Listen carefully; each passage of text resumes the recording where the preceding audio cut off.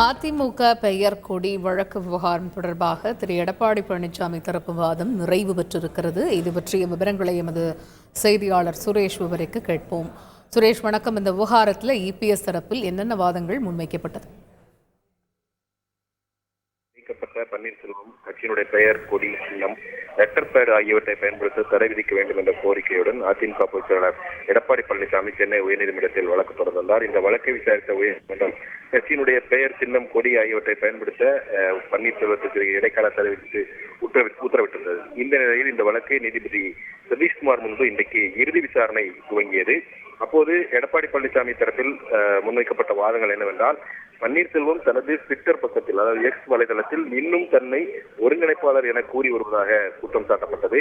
அதிமுகவில் தற்போது ஒருங்கிணைப்பாளர், இணை ஒருங்கிணைப்பாளர் என்ற பதவிகளே இல்லை என்றும், கட்சியினுடைய அடிப்படை உறுப்பினராக கூட இல்லாத ஒருவர் தன்னை இன்னும் ஒருங்கிணைப்பாளர் என்று கூறி வருவதாகவும் தெரிவிக்கப்பட்டது. மக்களவைத் தேர்தல் நெருங்கக்கூடிய நிலையில கட்சிக்கு சம்பந்தம் இல்லாத ஒருவர் கட்சி நடவடிக்கைகளில் தலையிடுவது என்பது தேவையற்ற குழப்பத்தை ஏற்படுத்தும் என்றும் எடப்பாடி பழனிசாமி தரப்பில் வாதங்கள் முன்வைக்கப்பட்டன. எடப்பாடி பழனிசாமி தரப்பு வாதங்கள் நிறைவடைந்ததை அடுத்து பன்னீர்செல்வம் தரப்பு வாதத்திற்காக இந்த வழக்கின் விசாரணை மார்ச் 12ஆம் தேதிக்கு தள்ளி வைக்கப்பட்டிருக்கிறது. தகவல்களுக்கு நன்றி சுரேஷ்.